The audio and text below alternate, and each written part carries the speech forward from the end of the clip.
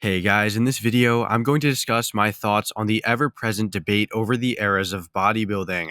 Many consider the 70s, 80s, and 90s and the early 2000s to be the best years for bodybuilding, but I always wondered why, as there are so many great talents in the current era. I'm going to review these eras, see the similarities and differences between them, and really find out if bodybuilding has generally improved or gone in the wrong direction. Before the video starts, if you guys want to see more content just like this, please consider liking and subscribing. And with that all being said, let's get into this video. First off, what separates these so-called golden era days of bodybuilding from the current era, or any other era for that matter? To understand this, let's look at what each of these eras, the 70s, 80s, 90s, and 2000s, had to offer.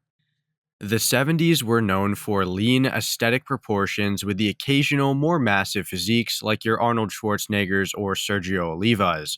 Bodybuilders were fixated on developing in an effort to maximize their flow and shape, and focused much less on the actual size. Conditioning wasn't anywhere near its peak at the time, with things like dugout hamstrings and striated glutes being virtually unheard of. However, most would say that the physiques competitors brought were eye-pleasing to the majority of people. The 80s marked a significant increase in size and conditioning, with guys like Rich Gaspari bringing crazy shredded vascular muscle, and Tom Platz bringing some of, if not the best legs ever. Moreover, let's not forget about legends like the 8 times Mr. Olympia Lee Haney, or aesthetic competitors like Bob Paris or Brian Buchanan. This era sort of elevated and improved upon aspects of the 70s, with many looking fondly back on this time. Now, the 90s truly needs no introduction, guys. This era featured the deepest competition out of any era, with names such as Ronnie Coleman, Kevin Levrone, Dorian Yates, and Flex Wheeler, just to name a few. While these guys were pushing the envelope for muscularity, others like Andreas Munzer were bringing in deadly levels of conditioning. Champions like Dorian Yates and Ronnie Coleman mastered the balance between mass and conditioning during this era, bringing some of the freakiest looks we have ever seen on stage. There are just way too many greats from this era, guys, so there is absolutely zero debate as to why the standard was set so high for other eras to follow. The early 2000s were like a continuation of the late 90s, with Kevin Levrone, Flex Wheeler, Ronnie Coleman, and a whole host of others routinely dominating during this era. Other big names really bursted out onto the scene during this time as well, like Marcus Rule, Jay Cutler, and Dexter Jackson, as just a few examples. This era was also the host of the fiercest rivalry in bodybuilding between Jay Cutler and Ronnie Coleman. Many consider this to be peak bodybuilding, and it's obvious as to why. Ronnie and Jay were two of the most influential and freaky mass monsters of all time, and they brought hype and traffic to the somewhat niche sport at the time. Speaking of mass, this is kind of where bodybuilders seriously began fixating their goals on sheer muscle rather than condition, proportion, and symmetry. So, guys, here we come to the late 2000s and into what I consider current day bodybuilding. Like I said, bodybuilders were pushing for mass rather than condition and clean lines, and I often wonder why this was the case. I mainly think that bodybuilding organizations believed that large, massive muscle and freak factor would be considered a somewhat of a novelty and drive more people towards the sport. This is because you had judges rewarding competitors with distended stomachs or less pleasing lines, favoring their sheer mass. To be fair, though, competitors like Phil Heath and Kai Green were very muscular and had amazing genetics, but in my opinion, they couldn't control their waistlines as well as competitors in the past. Now, guys, I want to be very clear here. Stomach distension and protruding stomachs were not a thing solely during this era. For example, Dorian Yates began to experience slight but noticeable stomach distension later on in his career due to the usage of growth hormone. Moreover, Ronnie Coleman's waistline grew much larger during his later years, as did his physique overall, and he also had some trouble controlling it throughout the transitions. Although Kai and Phil's midsection issues were worse than we have ever seen before at that level, I find it unfair to say that this era is the bubble gut era, as many may say. I just think that the combination of these unsightly guts, along with the caliber and depth of the competition being less throughout the 2010s, contributed to much hate on the current era. Additionally, it is completely wrong to label Phil and Kai as the competitors with guts, as they had some of the most phenomenal showings in like 2011 and 2012, 2011 for Phil Heath and 2012 for Kai Green, where they looked near flawless, guys. I mean, they looked amazing those years. And it just goes to show that, Kai Green and Phil Heath were much more than the midsection issues and that they were amazing competitors, some of the best of all time, in my opinion.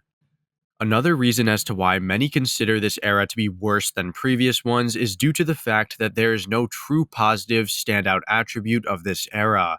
For example, the 70s had aesthetics, the 80s had condition and mass improvements, the 90s and early 2000s was the dawn of the mass monsters. However, this current era is just mass monsters, but a little bit worse. And this is what I hear a lot when talking to people about bodybuilding. And to a certain extent, I can, sort of agree, but I wouldn't go as far as to say that it's worse by a lot. There's just a little bit less depth now, but I think that may be changing as of recent. As many of you guys know, the 2022 Mr. Olympia was the most stacked lineup we have seen in recent times, and taking a look at the roster, you can clearly see some genetically gifted, talented athletes.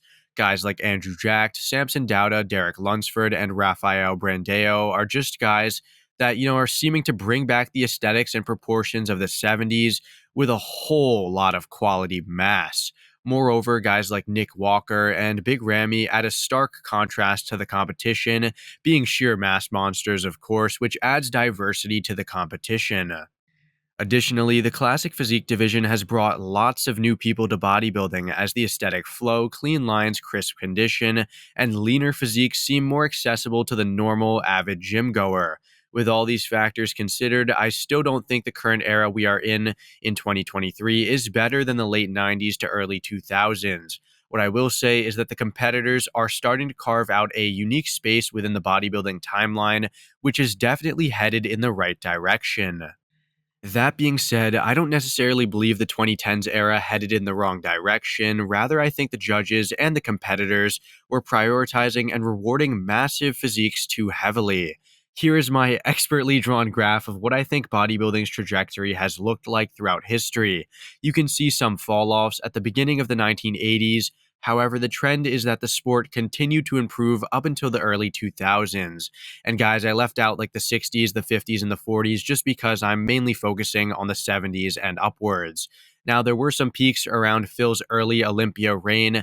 However, I think the bubble guts and the unesthetic physiques, coupled with some weaker lineups, made bodybuilding feel rather lackluster for longtime fans. Thankfully, it appears that the sport is going back onto that positive upwards trajectory due to all that newfound talent and interest in the sport.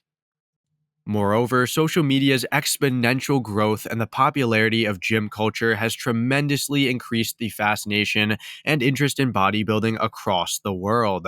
If it were up to me, I'd fondly call this era the internet age, or what I like to call the internet massthetics era, as all these bodybuilders look really freaky and aesthetic online, and most top guys really translate on stage as well.